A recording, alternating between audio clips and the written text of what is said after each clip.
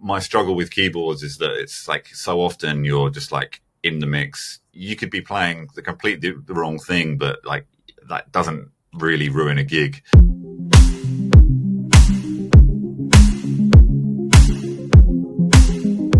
Hello and welcome to the Keyboard Chronicles, a podcast for keyboard players. I'm your host, David Holloway, and I'm pumped as always to be here with you, as is my fellow pumped person, Paul Bindig. How are you? I'm pumped. It's as simple as that. I'm absolutely pumped. You're only human. So, yeah, look, we're both pleased to be here, and we were particularly pleased to have just come off a chat with the amazing Rob Gentry. So, Rob, just literally in the last, I think it's under a week, or anyway, in the last 7 to 10 days, has come off an amazing tour with David Gilmour, playing some of the world's, or at least the US and Europe's, biggest venues, Madison Square Garden and the Royal Albert Hall and Hollywood Bowl and so on. We talked to Rob about that in quite some depth, but also he has played or worked with anyone from Quincy Jones to Giorgio Moroder, you name it, we cover it, Paul. Yeah, we sure do, and it was a really, really nice chat. One of the things I took out of it, which you will certainly hear as you listen to the podcast or view it if you're looking at it on YouTube, was the very wide variety of music that our guest was absolutely into. So Rob has a really diverse range of influences, and it just reminded me it's important to be open-minded and take in different influences because you can take that anywhere. So yeah, that was something I really got out of it. You know, absolutely. So we'll let you jump in and have a listen, and we'll see you after the show. Rob, it's an absolute pleasure to have you on the show, sir, and you're looking pretty fresh for a guy that's just come off an incredibly intensive tour. How's the jet lag and fatigue? Thanks. Yeah, it's okay. I thought I crushed it, and then a few days later, I was sort of waking up at, like 3 a.m., 4 a.m., wide awake. In fact, 4 a.m. last night was a current. So, who knows? But, it's always worse coming back this way. I lived in LA for a bit, and coming back to London would always suck. So I'm used to it. Yeah, no, absolutely. So I do want to talk just briefly. Obviously, we've mentioned in the introduction you've just come off the tour with David Gilmour, and we're obviously going to go into that in quite a bit of detail. But just how, as an experienced musician, how do you deal with the sort of the come down from a big tour like that, where you're playing some of the biggest venues in the world, or even if you're playing smaller venues, how do you adjust back to, in quotation marks, normal life? What's your approach? Still figuring it out. My approach this time was to book in a 3-45-minute background jazz gig the night after I landed with some friends at a members club in town. Not sure I'd do that again. But I mean, yeah, so it's a fun gig with my friend, like double bass and tenor, and I just sing and play some standards as a piano there. But yeah, that was definitely a bit of a struggle. Sort of the third set, you're just like, oh man, why did I do this? And then I went straight into an ad job with a friend making some music for an ice cream commercial. So my attitude this time was just to get straight back into it. But yeah, I mean, all the usual things like sleep and exercise and eating well, but that kind of doesn't always happen. Yeah, I mean, it's inevitably going to have a pretty big come down after doing something. I don't know. Yeah, for me, this was like quite a big gig. So. Absolutely. Yeah, it's a huge gig, of course. Yeah, of course it would be. Yeah, absolutely. Do you ever get the urge to, let's say you've just played these huge gigs with David Gilmour, and now you're doing a commercial, and maybe the director or the producer is giving you a hard time? Do you feel like going, don't you know who I am? Don't you know what I just did? No, well, luckily that ad was with I do a lot of that work with like a dear friend of mine, so he doesn't put up with any of my bullshit. So it's brings straight down to earth, which is the way it should be anyway. No, I don't think I've ever been, never been tempted to pull those kind of things. I wish I could, or felt more comfortable. I'd love to be just a bit more arrogant. It must be really fun. We have a saying in my band, Rob. Where we just go around and say, "Don't you know who I think I am?" It sort of takes some of the sting out of it. Don't you know who I think I am? Yeah. Oh yeah, all of those are great. Can you tell me who I am? I don't know who I am right now. That's more the case of where am I? Who am I? Yeah. Obviously, it was a very big tour. Would you be able to share maybe one or two just highlights? What were some of for you? What were some of the big highlights of playing a tour of that magnitude? Oh man, so many. But I guess starting off just in terms of like the actual shows, the highlights, probably the Albert Hall was playing the Royal Albert Hall in London. So we did 6 in Rome, 6 in London at the Albert Hall, and then 3 in LA at the Hollywood Bowl. There was a 4th one in LA at this new arena called the Intuit Dome. And then 5 at Madison Square Garden in New York. So yeah, the Royal Albert Hall shows, that was the first time it felt, I mean, the Rome shows felt great, but it's just the nature of them being outside. It was really nice to get into the Albert Hall, a venue that I kind of know quite well, played there a lot, but just to have that many dates in a row there. And yeah, just getting into more of an enclosed kind of setting, and you can just feel the crowd a bit more and hear them. And so yeah, the highlights of, a couple of those Royal Albert Hall shows were incredible. I really enjoyed the Intuit Dome in LA. It's just something about that arena. It's brand new. I think it's September was when they opened it. So yeah, that felt like coming out on stage there, and just, I don't know, that felt amazing. And then, I mean, obviously the last night at Madison Square Garden was pretty emotional for everyone, and was also, that was pretty amazing. But there's just so many mini little highlights. Just, the whole process has been incredible. Yeah, absolutely. And I have to ask, Royal Albert Hall, Rob, I had the privilege of being there a few months back, sadly not playing, just as a tourist. Were you ever tempted to jump on the organ at soundcheck? Because the organ there is absolutely amazing. So they don't really keep it open to many people. And I've been playing there for maybe, I don't know how funny it is, but my first ever gig at the Royal Albert Hall was in 2002 with Rolf Harris when I was still a music student.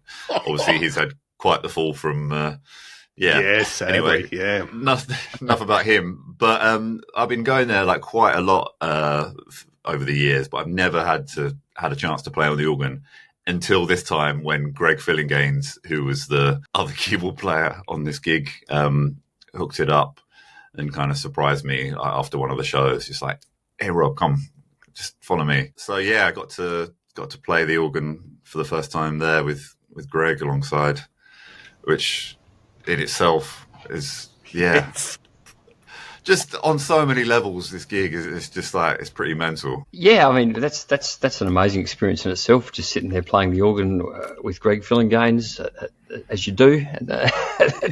Why not? At the Royal Albert Hall. Yeah. Well, what else are you going to do, right? So let's talk a little bit about the gig, as you've called it, Luck and Strange. So you recorded a heap of keyboard parts, synthesizer, piano, organ parts on the album. I'm fascinated to firstly understand how you got the gig. How did this come about for you to have that opportunity to record on the album? So it started, I guess, David and Polly's wife were looking for a producer. So they found a guy called Charlie Andrew, who produced a bunch of Alt J and other, amazing producer. And he had a session with Adam Betts and Tom Herbert, drums and bass. And they both recommended me when he asked about keyboard players who might sort of suit that kind of thing. So it's basically a recommendation from Adam and Tom, who I'm sort of eternally grateful for, too. And yeah, so they called me, I think it's basically this time last year. So even though he'd done the session with Adam and Tom, he had a session with Steve Gadd booked in for a week at Christmas. So basically my first introduction to David was going into British Grove, which is Mark Knopfler's studio, with David, Steve Gadd, and Guy Pratt for a week, which was pretty wild. Yeah, we did a bunch of stuff there for a week, and I thought that was it. I was just like, I mean, that's an amazing Christmas present. And then they got me back for 4 extra days, just keyboards, down in Hove, Brighton, south coast of England. David has another studio. And that's when I did most of the other, like grand piano, B3, Farfisa, Rhodes, Wurlitzer, and then all of my stuff that I took as well. And yeah, like super long days. Just, I mean, it was amazing. Yeah, because I mean, when you're in that situation, I just want to get as much recorded as possible, and yeah, just an incredible experience. Yeah, well, and I'm really interested in, obviously, as you said, just the names there. You know, you're working with the cream of the crop musicians, and you're also a cream of the crop and very accomplished musician yourself. But I don't think anyone doesn't understand the legacy of someone like David Gilmour. I wonder how that feels, you know, when you're first working with someone like that, and people of that ilk, and you're meeting them. Is it just, well, you know, here I am, I'm getting the job done, and I'm sure there is that, but are you also sort of aware of a presence or the weight of what you're doing at the time, or is it just knuckle down and do it? I mean, it's a bit of all of that, I guess. Yeah. I mean, to go into the studio, yeah, with David and also Steve Gadd, I mean, it's like, what hasn't he done? You know, and Guy on bass as well was just like phenomenal career and player. And yeah, it can be quite overwhelming, but then also it just kicks in. You take your gear like you do to any other gig or session and set up and just kind of go, just do the thing. But yeah, it's definitely in the back of your mind. Like, how do I, you know, I know someone like David you know, my dad is a huge Pink Floyd fan, and I went to see them back in like early 70s, and I've grown up with some of those albums. And yeah, when you're in the studio and you hear one of David's demos and you're just like one guitar bend, you're like, I know that sound, like I remember that. Yeah, it's a pretty crazy moment. But then also it's just, yeah, you approach it like any other kind of music experience where you're just like, what's needed here? How can I make this better? And obviously being, you know, sensitive to what's going on around you. But yeah, it was a very relaxed, like welcoming environment. All the engineers at British Grove are lovely. It's an amazing studio. Everything works. They've got all these old like EMI desks, and just an incredible amount of stuff. And yeah, Steve Gadd was lovely. Guy was lovely. I mean, Dave was very welcoming. He had Polly there, and then Charlie, the producer, and Matt Glasby's engineer. Everyone was just great. It was like hard to, as much as you might be nervous, that it sort of dissipates because it's just, you know, everyone's there to do something good. There's no, so I don't know if that answers the question, but yeah, exactly. No, that does nicely. Thanks, Rob. And I'm just interested, you mentioned you bought some of your own stuff. So, I mean, I'm assuming most of our viewers and listeners have listened to Like and Strange by now. It's an amazingly diverse album, although it's the actual album has done a beautiful job of conceptually linking it all together. It sounds like a whole piece.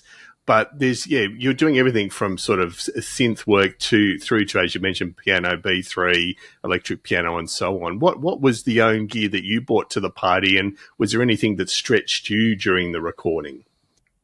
Yeah, so I didn't really know what the vibe was going into it, but Charlie, I just had a brief chat with him beforehand, and he just like bring as much stuff, like some weird sounds, and I don't know. So I bought, I took my Pianet, my Mega FM, which is this little, that's here actually, I like that guy, which is an amazing FM synth from the Sega Mega Drive chip, but it's got a really like dirty, it's got a lot of character for an FM synth, and I love that thing. My OB6, my Moog Matriarch. I'm just going to go with Moog, even though I feel like a dick pronouncing Moog that way, being a Brit. My Matriarch, Charlie brought his Prophet 5 or 10, but the reissue of the Prophet. Right. And I think that was it. There might have been something else, but yeah. I think there might have been a Juno 60 as well, but that wasn't mine. But I mean, I know that inside out.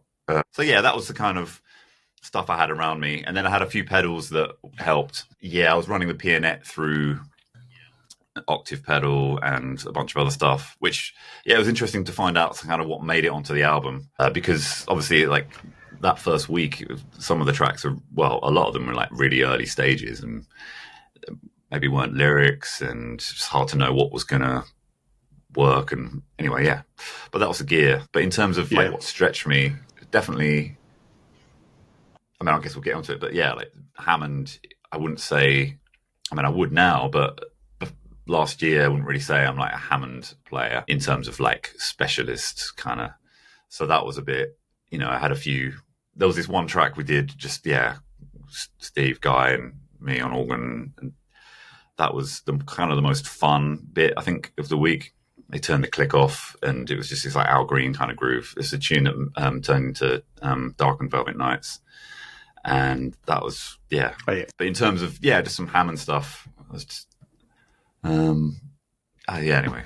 No, that's great.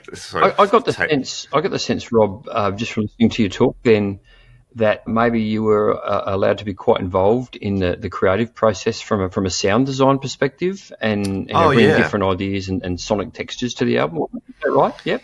Yeah, that was what's so, I mean, testament to sort of David's openness and Charlie being the sort of producer and guy he is in terms of, welcoming. I mean, especially the 4 days down just doing the keyboards. Yeah, I was really surprised how kind of like gnarly, especially on the matriarch, you know, it's like semi-modular stuff. My favorite, I don't know, like routing, I can't remember, basically putting the filters back into themselves.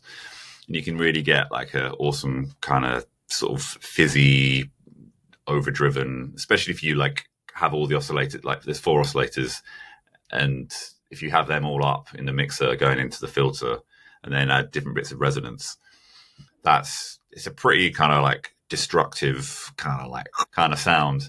And that's all over the album, which is amazing. I mean, like mixed very low, but stuff like that. And then, and like putting that into big reverb and delays and just some of the stuff on the Mega FM as well that made it in sort of, or the pianette, like through the octave pedal. Just, a lot of things I wouldn't have expected going into it in terms of David's previous work or Pink Floyd or all that. So, it was like an amazing experience to get to kind of do all my usual stuff, as well as the, meat and potatoes kind of things. And that probably leads me to the question, Rob, of obviously going on tour to play the album and all the other songs that are covered in the set list. You and Greg obviously needed to divide up parts. What was the discussion and the approach to how you both played on tour, and what did you need to adjust once you went into the touring environment? Yeah, that was tricky. Obviously because different cities like London, LA, and also Greg was on tour with Toto basically up until like the first or second day of rehearsals. Like he was playing the Hollywood Bowl with them like on the Sunday and we were going in on the Monday. So he arrived like a little bit after that, but we had a few Zoom chats, I guess. So it was quite last minute, it felt a bit like, and it sort of spoke through, I'd kind of gone through. So basically, just to rewind, like the previous tour, Greg did that. And I was kind of figured I'd be taking the role. So I have the B3 and the Wurlitzer are on top and then all my stuff. And Chuck, that I was playing before, I listened to what he was doing. So I just figured like I'd be doing that stuff. And then with regard to the new album, it's like, well, I have all those instruments that I recorded on. So I guess I just took the view that I'll be playing, like the weird Moog shit and the kind of Mega FM and like some of the pianette stuff, which leaves, because Greg's done a lot of piano and strings on the previous tour as well. So we're just sort of picking and choosing what we're going to do. It's like, because it's like, okay, we've only got 2 hands each, and trying to figure out who does what makes the most sense. So for some things I was just doing kind of like textual stuff and he was doing more of the main kind of like piano bits and other things. Like there's one tune where I do this kind of semi sort of classically kind of, I don't know, my best like Mike Garson impression. I saw the interview that you guys did with him, actually. It was amazing. Sort of Aladdin Sane kind of vibe. So I was doing piano on that. And but it was sort of a real mix of things. But in general, I mean, just my setup on stage meant that I was doing, like the Pianet, the Mega FM, the Moog stuff, and then bits of piano, and then load of B3 and Wurlitzer. There was all these like offbeats on the album that were done on Pianet, but I kind of did them on Whirly. Anyway, sorry, tangents. I can easily get into. No, not at all. No, that's fascinating. It's actually fascinating, Rob. And I mean, are you playing pretty much totally organically yourself? And Greg, and what I mean by that, are you using laptops, main stage, stuff like that to samples, all that sort of stuff, or it's a little bit more organic? Bit of both. That? So I wasn't really sure going into it how we were going to do it all, and I took initially I had like a load more gear and like more pedals and things. Then it quickly became apparent that it'd be too much to like fiddle around with all this stuff, like when you've already got, expression pedal on the B3 and Leslie fast and slow, sustain on the Wurlitzer, sustain on the Nord, expression pedal on the Nord, expression pedal on the Moog. It's just kind of like there's a lot of footwear and you don't want to be worrying about, oh shit, did I turn the delay pedal off? It's all that stuff. So I sampled a bunch of stuff into my Nord, or chopped up. So both Greg and I had the stems for the album. So we chopped a bunch of stuff up. He was running a main stage rig, so all of his stuff was off the laptop, and then mine was I just put it in my Nord basically. So I sampled quite a few notes of my Pianet through the octave pedal, and chopped that up, put that across the keyboard, and then there's some tunes where it's like, I don't know, I'd like plucked the piano string, I sampled those in as well, or grabbed them off the record, depending if they were like clean or not. So quite a lot of prep, and but all my stuff was just the keyboards, great. Just because I don't like. I've toured with Mainstage a lot in the past, but it's a peace of mind thing. Having with all the other keyboards, I just like to be able to control things. Not have to worry about. I'm hearing you. A laptop. No, absolutely. And so obviously you don't get to play gigs of this complexity, of this scope, Rob, without having a hell of a career to date, and let alone your upbringing. So let's jump back, maybe a decade or two, or maybe three, to when you were a child. And what was your musical upbringing that led you to developing a career in music? I guess at the start, I started playing on keyboard when I was 5, maybe 6, can't remember. And that was, I think basically my parents got me like a Casio for Christmas one year, some like toy keyboard, and I liked it. And then I think I asked if I could have lessons. So they got me some Saturday morning above a music shop in the nearest town. It was like a Technics sponsored or Technics brand music shop in the UK that Technics had. I think it was basically either like Yamaha or Technics, and this was a Technics one where they kind of like push their products. You're getting lessons on their keyboards, essentially. So did that every Saturday, and then they had this competition every year, and I was too young to sort of take part in that, but I was good enough to perform there. So that was my first gig, was like when I was 7, I think, in front of like 500 people at this theatre playing, the James Bond theme or something. So the early years were just like a Ranger keyboard, like left hand holding a triad, melodies with the right hand. And that continued for quite a good number of years. And then I had some piano lessons with a lady called Barbara Taylor, but that still wasn't on a real piano. It was on like a clavinova or something. It was basically not until secondary school, when I was 11, that I started having classical piano lessons. And even then it was like half an hour a week. And then eventually like had an hour a week and did all the like ABRSM grade stuff. Sorry, I was trying to condense this into... so growing up was kind of like, I was really into rock and roll, like Chuck Berry and Little Richard and all that kind of stuff on the piano. I think my first like school concert when I was 11, I played Great Balls of Fire, pretty much like as Jerry Lee Lewis does it. And yeah, I was like super into that kind of thing, but always improvised. But also on the keyboards, you could they had quite sort of okay sequences, so I could like sequence in different things. So I've always been into guitar solos. So I would just like layer up Queen tracks and Zeppelin and just kind of, I think, yeah, when I was sort of slightly embarrassing to think back now, but I did like The Show Must Go On by Queen to my classroom when I was like 13 or something, to much sort of confusion. I mean, it sounded amazing, not the singing, but the backing track, I'll Stand By. It's like, I'm Freddie Mercury. But yeah, the backing track was pretty good. Anyway, so yeah, I did all that and then went to music college, ended up at a place called Guildhall School of Music and Drama, which is like one of the main conservatoires in London. And yeah, I did the jazz course. But the reason I picked that place was because you could also do classical. Basically on the jazz course, there was, I don't know, it was like me and another guy, George Fogel, on piano, 4 sax players, 1 bass player, a guitarist, and a singer. I think that was like the year group. But then on the classical course, there were 20 classical piano players, and I had all the same tuition as them for the first 2 years. So you're doing like all the classical shit, but then the jazz course as well. So yeah, that was I did that and then into the world. But I was like always gigging. I was at school rock band with my mates there playing, like Guns N' Roses, Oasis, Metallica. I was singing and playing keys, trying to like stretch to hit some of those notes. Yeah, I think the talent show we did like Sweet Child of Mine into Status Quo rock and roll all over the world.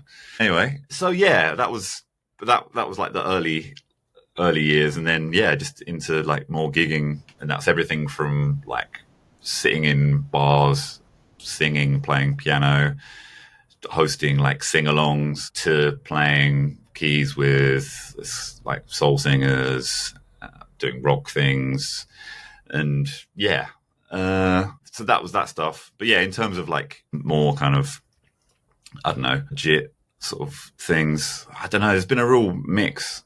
Everything from, there's a guy called Chris Norman that I toured with in 2007 or something, and he was in a band in the 70s called Smokey, and then he had like a really big career in Germany and sort of old kind of rocker, like really great. So did a tour with him. He was playing acoustic and singing. I was playing piano. And then the next year did the same thing, but with the string quartet. That was around Europe. There's this band called the Heritage Orchestra, which initially came out of my music college, but I never played with them up until like 2012. And the bass player, who's a friend, he couldn't do it, and they were going to Sydney. So they asked me, basically, because needed someone to like cover some bass guitar, but also like a ton of keys. So I guess technically my first gig on bass guitar was at the Sydney Opera House, which was pretty daunting. And it was easy, kind of like, it's like pick, Joy Division. We did this like Joy Division reimagining.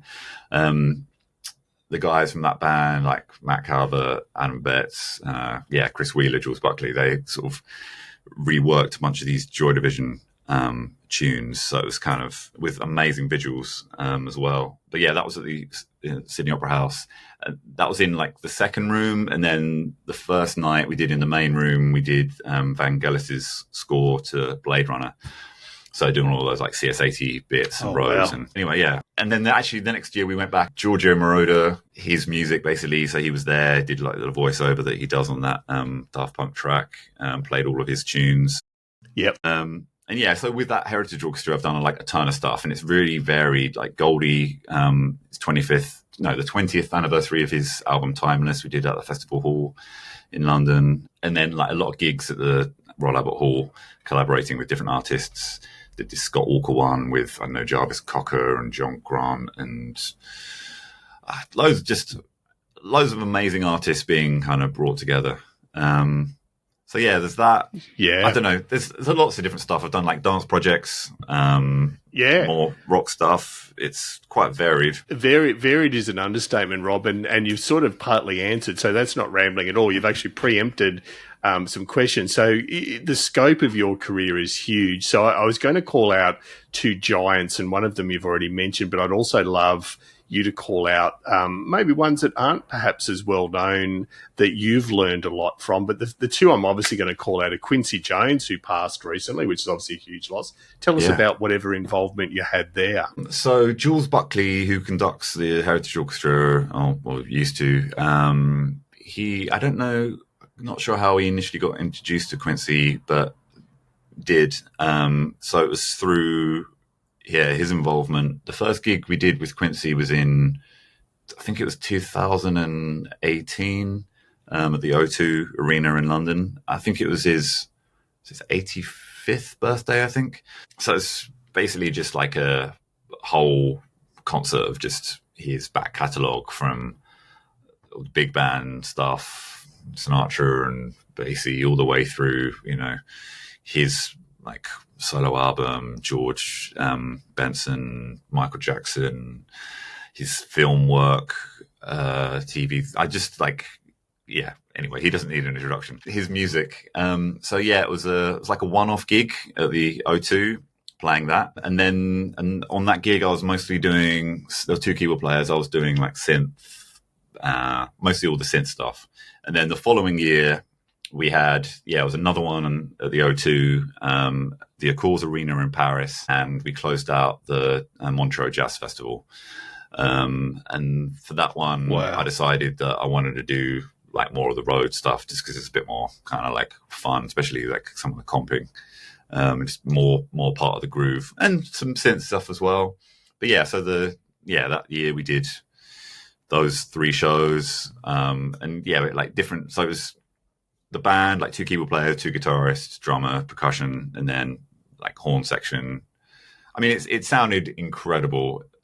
I still remember being on stage at Montreux. Just it's rare that I find I can kind of zoom out and just be fully in appreciation of what's going on. Those run of gigs definitely had a few of those moments. Just like, man, this is like sounds amazing, and it's with some of my oldest friends.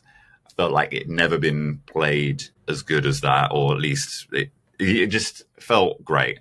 All the strings, percussion, the singer, my friend Vula Malinga, and just taking care of the singers, and then different guests as well. There was a random Richard Bonner and Marcus Miller guested on one song one night, and it was just an incredible experience. Wow. And then I did another couple of other shows that Quincy wasn't. So with those ones, Quincy was just hanging on stage basically. And then he conducted the last couple of tunes, but he was definitely more there just to kind of like enjoy it all and like have, he'd be interviewed a little bit on stage. That was just an amazing experience to meet him and just to get to play some of that music to such a high level with. Jules Buckley did an incredible job. Yeah, all round, pretty cool. Yeah, absolutely. And I mean, you've already mentioned the other giant that I've been dying to ask about, and that's Giorgio Moroder. And it's not about me, but one of my guilty pleasures is his album with Phil Oakey in the 1980s. It's one of my favorite albums of all time, but obviously he's had a massive catalogue, including, you mentioned the brilliant work he did with Daft Punk. Just on top of what you've already said, I mean, did you meet the great man? What's his influence on your playing?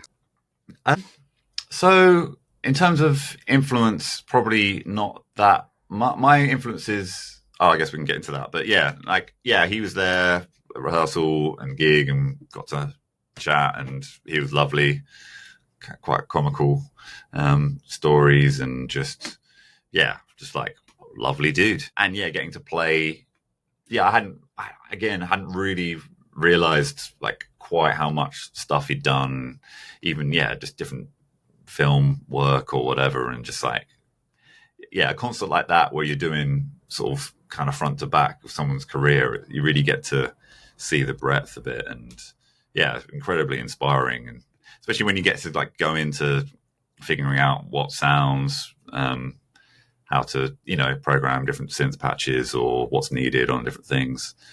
So yeah, that was pretty incredible to do. It's just all those kind of gigs. It's just such a shame. It was just like, that was just like a one-off in Sydney. So you like put all that work in and you like shed it and kind of like get everything as close as possible. And then it's like, it doesn't happen again, it's always a bit kind of like, just one kind of few more. Yeah, that was a great experience as well. You talked about your influences just briefly there, Rob, and I think it would be a fascinating thing to explore with you. You've worked with such a diverse range of artists over your career, and in listening to some of your work, I detected maybe a bit of a love for some of that early 80s to mid-80s synth, almost post-punk type sounds that came out, but I could be wrong. I'm really fascinated to hear from you what inspires you and what's influenced you. I guess, my influences maybe, I know, I grew up like Patsy Cline and Johnny Cash and some of my parents' music. It's like old sort of country things, and then Beatles. I feel like there's always these key moments where your like mind is blown by something that you hear, and like hearing Queen for the first time did that, hearing Sly and the Family Stone for the first time. But I used to love I still do, Johnny Cash. The Beatles definitely did that. Discovering Bowie, Zeppelin, basically a lot of like late 60s and 70s stuff. Like as a child, it wasn't until maybe late teens, early 20s, well, definitely late teens, maybe even like music college, like really hearing those Stevie Wonder albums properly for the first time, and like Donny Hathaway Live, the Sly stuff. And then Prince. Yeah, growing up, it was very much soul, but also like a lot of rock. Like Deep Purple was one of my favorite things growing up. I loved John Lord. And in terms of keyboard influences, John Lord is probably up there way more than some of the other like legends, like Rick Wakeman and Keith Emerson, who are all like amazing, but they didn't touch me in the same way as something like Purple did. And like Stevie Wonder, huge influence. I got to do a gig last year with Corey Henry. We did basically all of Innovisions and a few extras. Yeah, like with Corey singing and playing Hammond and Rhodes, and then Stanley Rudolph, who's Stevie Wonder's drummer and has been for the last like 13 years, whatever. He was on kit, and I was playing synth bass on that. Again with like full orchestra and a bunch of other guest singers. It was like 3 keyboard, me, Corey, and then Ross and Alex. I think there was like 3 or 4 Rhodes on stage, like 3 clavinets, ton of synths. Yeah, anyway, yes, but learning all those bass lines for that and really getting into that sound, I think that's formed a big part of my like playing style, especially synth bass and just synths in general. But other than that, it's like guitarists like Brian May from Queen or Hendrix. Or, there's too many. I like guitarists a lot. Just guitar solos on my keyboard. I always regret not having a guitar sooner. But then I guess my keyboard playing wouldn't be as it is. There's a lot of influences. You mentioned 80s stuff. Like obviously my like solo artist career, like that sort of synth 80s thing comes out pretty strongly. And I think that was, I feel like hearing Prince for the first time, I guess my influences are sort of Prince's influences. It's sort of, obviously Prince is a huge influence, but before that, coming up with like Little Richard and Sly Stone and sort of James Brown and all those kinds of things, it's already baked into a lot of that music, or Parliament. And it's, I didn't really listen to a lot of 80s stuff growing up. It's like later on, maybe in my 20s, and then listened to like D-Train and Cameo and all those kind of bands. I was just in those grooves and sort of like Lynn drums and with Michael Jackson stuff and Prince and just that like funk stuff. But I bet there's just so much music that's just kind of there is. Yeah, I love Nine Inch Nails. I love Guns N' Roses and Metallica and I don't know, Outkast, Tribe Called Quest. It's like it's all quite and that not mentioning all of like the jazz stuff. So there's a bunch in there. Yeah. I love Monk. I don't know. Lots of. Could be here for days talking about that. Yeah. No, some great call-outs there, Rob, though. No, thank you. That's amazing. And just, because you're not busy enough, I know you have done some extensive production throughout your career, and I believe you obviously run your own studio now. Tell us, how that came about and how that's going, and your approach in an era of where, sadly, a lot of people do things virtually, how you make that work. Yeah, I mean, it's definitely, I'm trying to put more emphasis on that, but most of my career has been playing live, or like other people's studio things. So over the last, I've always produced on laptop. I mean, it goes back to like those arranger keyboards when I was a kid, like just programming up all these tracks. I've basically not done anything different. I'm just doing the same thing now as I did then, but with Ableton and with more gear, and like guitar and bass and drum machines and things. But yeah, I co-produced and co-wrote an album with Damian Lazarus and the Ancient Moons, which was this sort of dance project as a DJ, with Damian Lazarus, and me and another friend, Ben Chetwood, worked with him, bringing this sort of like live thing to the dance world. And that was really amazing to be involved with. But I've produced some other like sort of soul stuff, a singer called Alexia Coley, sort of throwback kind of soul things. I haven't put as much time into it as I would have liked. So now, with a bit of time off, January, I'm going to get back, put my studio back together, because you know what it's like when I'm just at home at the moment. This is like, I've just got like an upright and some bits and pieces, but I've got a studio down the road, which again, it's very much sort of DIY vibe, but yeah, I've got like all my keyboards, another upright in there, got some nice mics. And so I can do like remote sessions from there and have artists over. I've got a EP coming out with a friend, Jolliffe. He does a lot of drum and bass, but it's more of like a techno kind of thing. 4-track that we did, mostly using a bunch of like ARP and my Electron drum machine. Anyway, yeah, producing. I want to do more of it. It's really fun to just kind of be in the studio and not have to play and just listen to other people playing and suggest things. So definitely want to do more of it. And hopefully I'm just going to look through to just find some different artists, really, I guess, that inspire me and see if they want to work together. But yeah, in terms of my wonderful solo stuff, is like I've got a lot of that various points throughout my career I've had energy for it, or that's been a big part of my music, is sort of, I sing and play a bit of guitar and love to just like dress up and kind of dance around doing my own tunes, and really lucky to have worked with some like amazing drummers in that setting, because often I do it, you know what it's like with like no budget. So often I do it just like me and a drummer, like 2 keyboards, drummer, maybe someone else as well. But yeah, I've done a lot of that, and I hope to do more of that soon as well.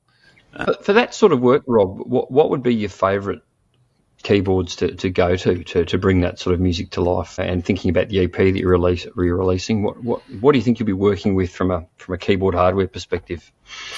It really depends on, for that dance thing, we deliberately, so I'm kind of always caught between 2 places of like knowing that limitations are the best thing that can happen to my brain.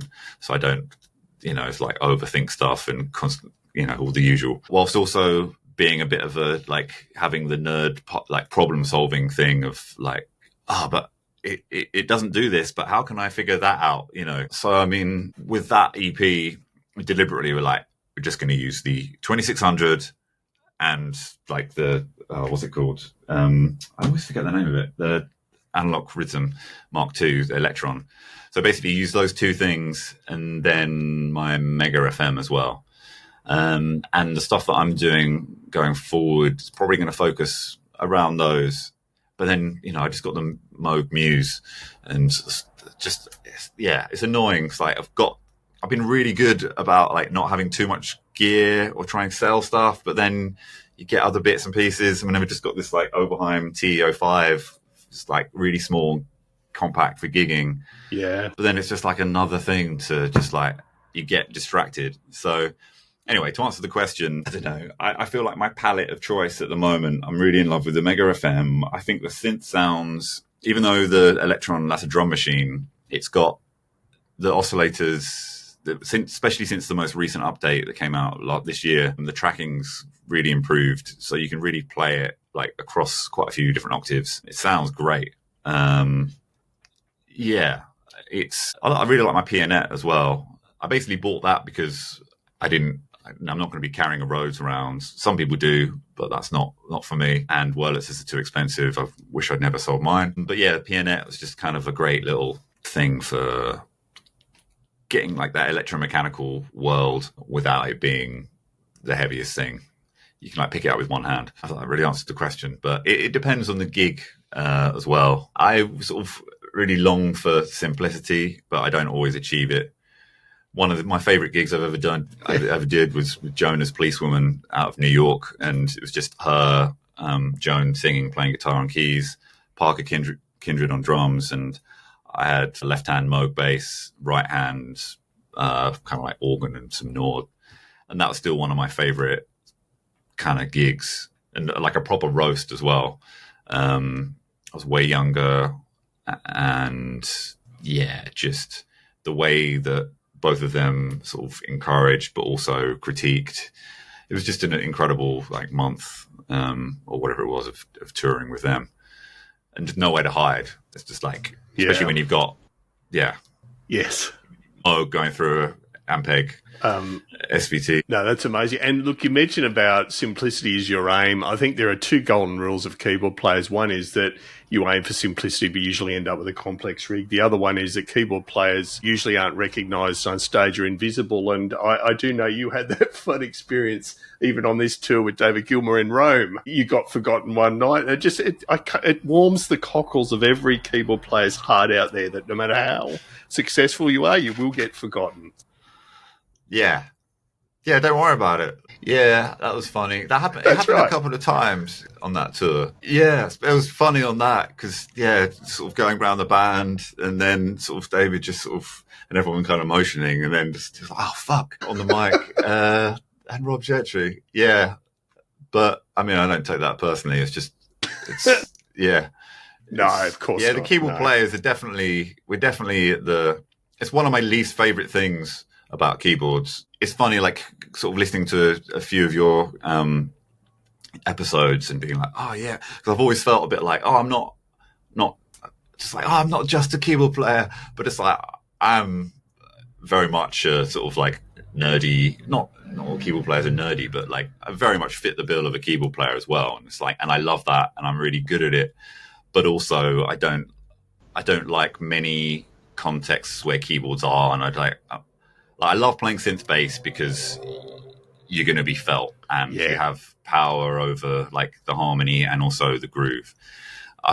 My struggle with keyboards is that it's like so often you're just like in the mix. You could be playing the wrong thing, but like that doesn't really ruin a gig like it does, if you're playing drums or bass or singing. So, but I love, especially on like that album with David Gilmour, the last thing, just that sound world. I love creating sound worlds, and that's something as keyboard players we get to do probably more than any other instrument. We can just like, even just from one little synth thing, it can really, it makes everything make sense. But that's right. I think creating sound worlds is a perfect way to put it. And I mean, sometimes those sound worlds can come crashing down around our ears, particularly in the live environment. Rob, have you had any memorable train wrecks on stage that you can laugh about now?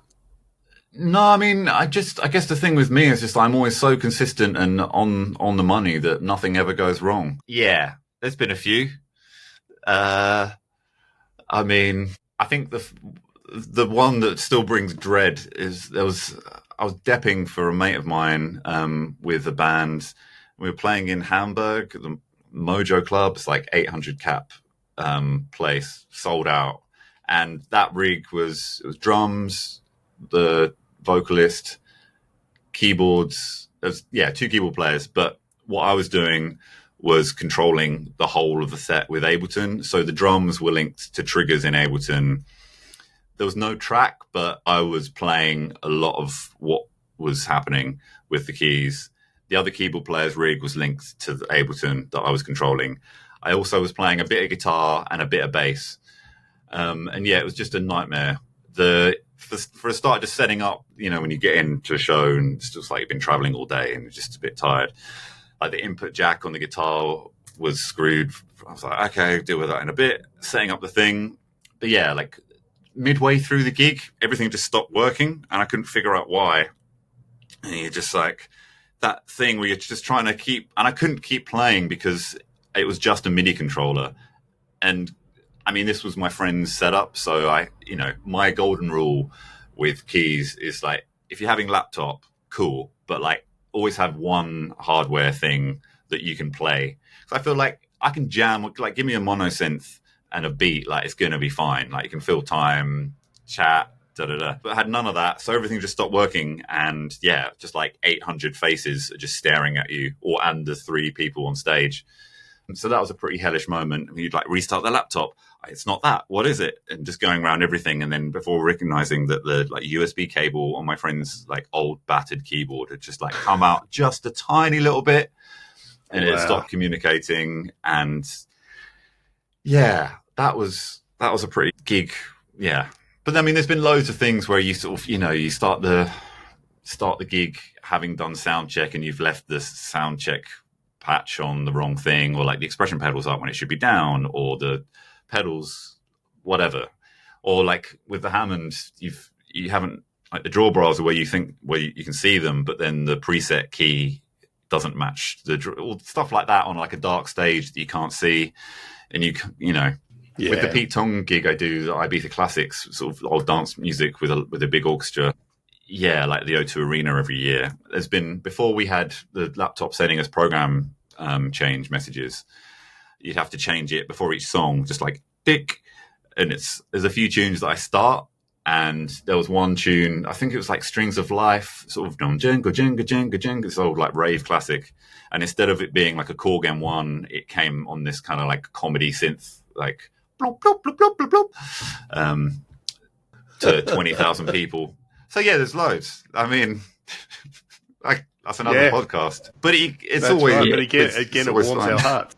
Yeah, it's nice. It's nice to know that the people we admire and look up to are human like the rest of us. I feel like, and I think it's been mentioned on here by other guests on the show, that I think the golden rule of accidentally playing the incorrect patch is that incorrect patch will be the most loudest, obnoxious, inappropriate possible thing that you could possibly pick for that moment. Yeah, this most recent tour where it's just piano, vocal, stripped down, like beautiful, and I'm just playing like one drawbar out, like real, and the previous song, it's still on the kind of like all drawbars out, and you're just like, just sort of quick, cool.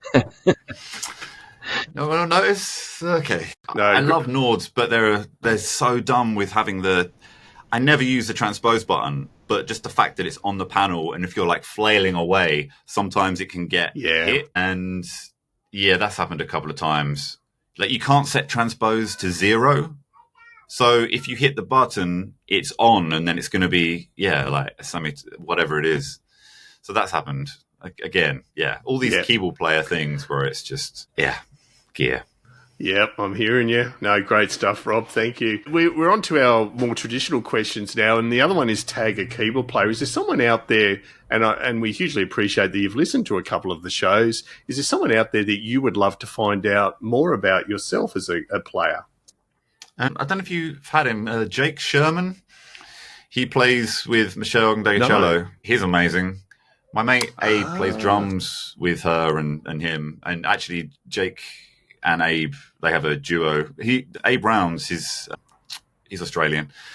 I met him in LA. We played a bunch of shows, my solo stuff together. He's an incredible drummer and just incredible musician. Anyway, Jake Sherman, keyboard player with Michelle and Abe and a bunch of other people. I just saw them play in London at Coco. He was playing Hammond, Rhodes, and I think he had like sub 37 or something. But he sounded amazing. So, yeah. So the other thing we traditionally ask all our guests, Rob, is the impossible question, which is their 5 desert island discs, the 5 albums they could not do without. And I believe we gave you some advance notice to be kind to you here. Yeah, what have you got for us? Oh, still nowhere. I feel like this stuff is so linked to like childhood and sort of reminiscing. So I'm just going to stick with that because it changes all the time. But Deep Purple, Machine Head, I love that album. And from like a keyboard, like organ player's perspective and guitar. Anyway, probably a Bowie one. I don't know. Let's just say Aladdin Sane. Nat King Cole. Probably some kind of like, I remember listening, I used to escape to the library before like jazz band and listen to either Iron Maiden or Nat King Cole. And there was this like anthology 3-disc set of just like he's such an amazing piano player as well as singer. So yeah, Nat King Cole, probably Sly and the Family Stone Fresh. I mean, all of those are changeable, but one thing that isn't is Ravel String Quartet. He only did one. And I can't remember the name of the best quartet doing it. They all vary. There's always something, a bit different between them, their interpretation. But yeah, the Ravel String Quartet is like one of my favorite pieces of music, and often listen in like airports or on planes, and just chills me out, even though it's quite like intense at points. So yeah, Queen. I mean, beautiful. Thank you. Yeah, Freddie. Yeah, there's just certain voices like Nat King Cole, but also Freddie Mercury. Just always, I don't know.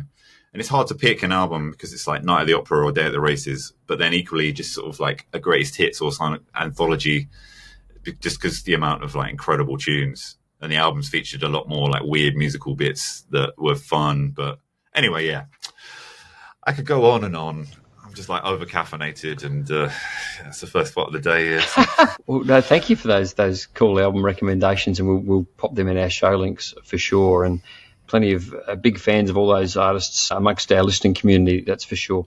So we're going to finish up, Rob, with our Quickfire 10. And what that is we've got 10 questions for you, nice quick questions, quick answers, first thought that comes into your mind. And I'm going to kick off with this one, which is a tricky one. What's the first album you ever heard? I don't know, but probably either Nat King Cole or Dean Martin or Johnny Cash or Patsy Cline, something like that. At least it wasn't Rolf Harris. That's good. Oh, fuck no. Just as an aside, sorry to interrupt, and obviously what Rolf Harris was found to have done, and we won't bore listeners with it, but it was awful, and he deserved every punishment he got plus some. It's such a sad downfall for him as an artist. I actually saw him many years ago. He was an amazing painter and artist and performer, but it's such a talented... It doesn't excuse the behaviour. No. Yeah. Yeah, exactly. All the non-UK and non-Australian listeners, and we have a lot, will be madly Googling Rolf Harris. Who is this guy? What did he do? We apologise in advance for when you find out. Just go onto YouTube and Google Jake the Peg and you'll never be the same again. All right. Most important pre-gig ritual, Rob. What do you like to do to feel settled before a show? Learn the tunes. I mean, I don't know. Still working that one out. I know people that meditate and... Yeah, probably quite a lot of stress and needless worry. But yeah, in an ideal world, go for a run, have a shower, turn up like relaxed. Yeah. Very good. If you hadn't been a musician, what career choice do you think you would have made? Something in sport. I used to play volleyball for the East of England, and like I was a good swimmer. So some kind of like physiotherapy. I wasn't good enough to be like any kind of like elite athlete, but working behind the scenes in sport or with the body and, like physio or sports medicine and food, nutrition, I don't know, something of that. Yeah. And I think from memory, Rob, you're like myself, you're an incredibly short guy, aren't you? I'm 6'3", so I assume you're around that level. Just below that, 6'2", but yeah. Lots of, do you find keyboard stands are just not high enough? It's hard if you want to sit and stand, I find. So you've either got to do one or the other. And yeah, if you want to have something in the middle, it's quite difficult. Yeah, I love standing and I can never get, anyway, sorry. Yeah. Yeah, actually, that's a really interesting aside. It's worth exploring that a little. Compared to you two giants, I'm only 5'11", but I'm tall-ish. And I find that's a bit of a struggle too. And I think for people who are 6 foot or taller. That must be, if you like standing, that must be annoying to get keyboard stands to be the right height for sure. There's a business opportunity for someone. Well, the only one that I know for a fact, and it's the one I use the K&M Spider Pro, and even on a two keyboard rig, you can get the bottom tier high enough that it's okay. But yeah, you're right, it's a challenge. Yeah, and it's not favorites mostly because So I was just going to say, mostly like the ones that do go high enough, they wobble all over the shop, and like I jump up and down a lot on certain gigs. Yes, and it's just the keyboards are like what So I generally have it where you just like have a lower stand and then have a road case on top. But yeah, so it's things that don't get talked about enough. No, exactly. No, I couldn't agree more. And speaking of jumping up and down, Rob, what's your favourite electronic music subgenre? I know you've mentioned drum and bass, but what do you particularly love either playing or listening to? So in terms of dance music and dancing, dancing sort of like old soul records. But in terms of like electronic dance music, just the old like Detroit stuff. And then some newer people, but they're all the ones I like are sort of all quite throwback. Someone like Theo Parrish, Moody Man. There's a UK guy called Mr. G who's incredible. I like it when it's got some like grit and dirt to the sound. I don't like anything too shiny and plastic sounding. But yeah, sort of old school house and techno. And some harder stuff as well. I remember seeing Square Pusher years ago doing a set, and it was just the most face-melting, incredible thing. Obviously, people like Square Pusher and Aphex, and that's less dance music, though. But yeah, in terms of dance music, kind of like 120, 125 BPM, old school kind of, 909s and just some dirt. Yeah, I'd go to an Aphex Twin dance party, but that's just me. Sorry, over to you, Paul. No worries. Favourite gig you've ever done? I'm just going to be fully ego and just be playing with my band in 2011 at a club in London. It's really fun getting to sing my tunes with a really amazing band. But yeah, there's too many, and it's just it's like sure. Like, and favourite city you've played, Rob, if that's possible. I don't know. I lived in New York for a few years, and I loved some of the shows I did there, just in like divey little basement places. Yeah. Again, too many. New York. How about a song that you used to love, but now you've played it to death and you're not quite as much in love with it? Nothing comes to mind, but I'll just say, I'll give the opposite answer, as in Superstition. It's like a song that grew up loving, played in function bands and destroyed it across the country, and then did it last year with Stanley and Corey, and it was like the best that I've ever felt. Just like that groove. Yeah. Go, and just, it completely, it's just like, I'm probably never going to play that tune ever again and it sound as good as that. So hopefully I don't have to. Yeah, no, absolutely. Favourite music documentary or movie? Questlove one they did on the Summer of Soul, about the music festival that happened at the same time as Woodstock, but happened in I think it was in Harlem in New York. Kind of went under the radar. Oh no, the band, The Last Waltz. I know it's technically not a documentary, but that it's put in Desert Island Discs. Fuck me, the band. Just just that whole thing, that whole concert, all the guests they have, but just seeing them, that's one of my favorite things. So inspiring. And speaking of keyboard players as well, like Garth Hudson and all of them. Mm-hmm. Now, I don't know if we've already answered this or not, but we've got it here on the run sheet. Name one thing you'd like to see invented that would make your life as a keyboard player easier. And I'm going to take taller keyboard stands as read. Yeah, that would be the first thing. It might exist, but having been playing on a B3 for the last few months, and the way that the expression pedal, like the travel of it, and then I've got a Krumar Mojo, which is great. But the travel of the expression pedal is so damn short. I'm sure someone can tell me that there's another one out there. But that would be, But just things like that, like to be able to not be tied to just having to be like in front of the thing as well. Like to be able to like have the expression pedal like further out. On the Wurlitzer that David has, they had a super long cable with the sustain pedal, so I could have the sustain pedal like way out. But yeah, mostly centered around those kind of things in the keyboard world. Yeah. No, I love it. And the very last one, Rob, your favourite non-musical activity or hobby, something that keeps you sane outside of music. Sounds like running's one of them, but yeah. Yeah, any kind of sport. I played football with some friends yesterday morning. Not to any high level, but fun. Yep. Who's your favourite football team, Rob? So I don't have one. So I'm a bit of a I don't really have a team, but I love playing it, and I'll watch like World Cups. And if a game's on and like someone cares about it, it's fun to sort of get into it. But yeah, what's your team? Well, if I'm talking English Premier League, it's Tottenham. Okay.